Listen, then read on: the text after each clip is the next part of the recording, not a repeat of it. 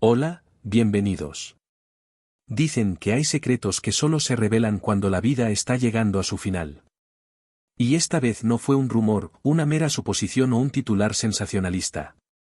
Fue una confesión real dicha en voz baja y con ojos llorosos.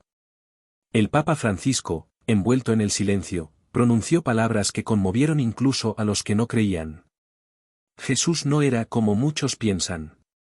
Era más, y se detuvo como si soportara el peso de siglos, como si lo que estaba a punto de revelar no pudiera ser contenido por ninguna catedral ni explicado en ningún concilio. ¿Qué sabía el Papa que el mundo todavía ignora? Esa noche, el Papa no pudo dormir. En sus manos había una Biblia desgastada, cuyas páginas estaban marcadas por décadas de oración. Y entre ellos, un pasaje lo persiguió. Entonces Jesús comenzó a entristecerse y a angustiarse en gran manera. Mateo 26:37. Pero esto no eran solo palabras. Eran gritos silenciosos, ecos de angustia que parecían vivos. Francisco cerró los ojos y lo sintió nuevamente en esa visión. Jesús estaba solo en Getsemaní. Pero había más. Estaba solo no solo por la ausencia de sus discípulos, sino porque cargaba sobre él los pensamientos destrozados de toda la humanidad. Sus lágrimas no caían al suelo, sino que eran recogidas por ángeles que temblaban. El Papa murmuró en voz baja a su confidente: Dios me mostró que cada lágrima de Jesús tenía un nombre, y una de ellas era la mía. ¿Qué significa eso? ¿Nuestras historias fueron escritas en sus lágrimas? Y si lo que Francisco reveló fue que Jesús no solo murió por nosotros, sino con nosotros. En los días siguientes, Francisco solicitó en secreto acceso a antiguos textos vaticanos, manuscritos olvidados, evangelios que nunca llegaron al canon oficial, cartas de los primeros mártires, visiones proféticas selladas durante siglos. Allí encontró algo que cambió para siempre su visión de Jesús. Un fragmento atribuido a un discípulo anónimo decía: el Maestro nos dijo que vendrían siglos en que la imagen del sol se distorsionaría, que lo harían rey, pero olvidarían su llanto. Esto lo sacudió. No fue una herejía, sino una advertencia. Jesús no vino para ser adorado como emperador. Llegó a ser entendido como un hombre roto por el amor. El Papa compartió esta reflexión en voz baja. Hemos hecho de Jesús una estatua, pero él sigue caminando entre nosotros con los pies sucios y el corazón abierto. No fue un escándalo, sino una llamada a mirar a Jesús no como un símbolo, sino como el Salvador que lloró por cada uno de nosotros. Una noche, mientras oraba solo en la capilla de Santa Marta, Francisco cayó de rodillas, no por enfermedad sino por un peso invisible que lo doblaba. Señor, muéstrame lo que todavía no entiendo. Él oró. Y entonces ocurrió algo que solo se cuenta en los diarios privados del Vaticano. Una luz tenue envolvía el lugar, pero no era una aparición clásica. Era una presencia, una certeza que no se podía explicar. El Papa vio a Jesús, pero no como un rey. Lo vio como un hombre, sangrando, exhausto, pero con una ternura que atravesaba el alma. Escuchó una frase, no en sus oídos, sino en su corazón. No llegué a ser comprendido. Vine para que me acompañaran. El Papa Francisco lloró. Quien lo representó ante el mundo finalmente comprendió que su papel no era defender una religión sino reflejar un corazón herido que aún ama.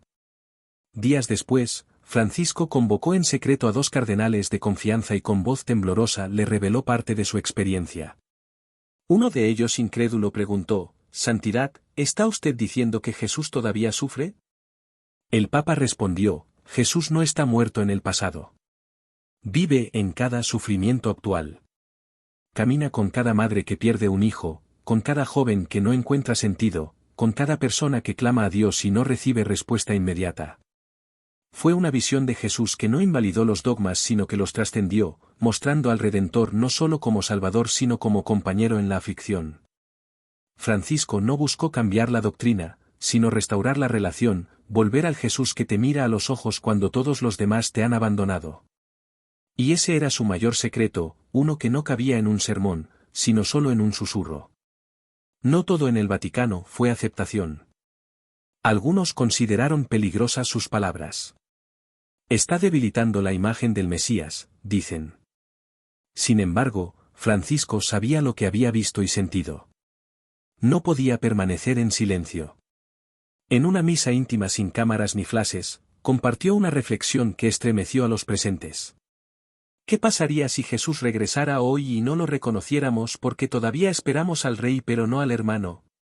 La capilla quedó en silencio como si el tiempo se hubiera detenido. Algunos lloraron, otros temblaron y algunos simplemente no entendieron. Pero algo había cambiado. El Papa ya no predicaba desde el trono, sino desde la herida. Estaba sembrando una semilla que solo brotaría después de su partida. Poco antes de enfermar gravemente, Francisco recibió a un niño con leucemia. Se suponía que sería una visita protocolaria corta, pero duró más de una hora. El niño preguntó, ¿a Jesús también le duele el corazón como al mío? Con lágrimas en los ojos, el Papa respondió, el tuyo y el suyo laten como uno solo. Después de eso, el Papa nunca volvió a ser el mismo. Sus homilías eran más lentas, más personales. Ya no buscaba aplausos, sino almas. Luego vino el silencio, su retirada gradual, la preparación para lo inevitable. Pero en esos últimos días antes de partir, le entregó a su secretario personal un documento sellado, una última revelación. Esto lo tendréis que saber cuando yo ya no esté, dijo. Jesús todavía quiere hablar. Francisco escribió sobre una noche en la que soñó con el Gólgota, no como está en los evangelios, sino en otro tiempo, como si la crucifixión estuviera sucediendo hoy.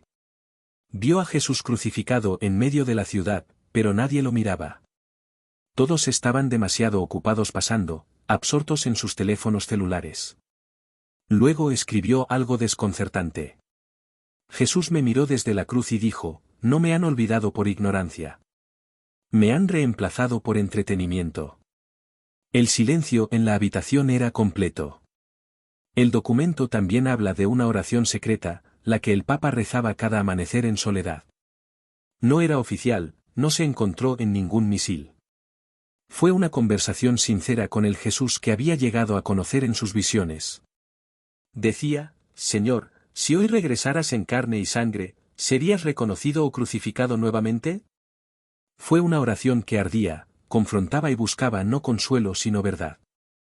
Francisco entendió algo que pocos líderes se atreven a admitir. Jesús no necesita defensores, sino testigos. Y en su debilidad, su enfermedad, su humanidad, se había hecho uno. No a través del poder sino a través del amor. Su última voluntad fue clara. No me recuerdes como el Papa. Recuerda al hombre que me habló entre lágrimas. Jesús está más cerca de lo que creemos. Pero ya no habla entre truenos. Él habla en susurros.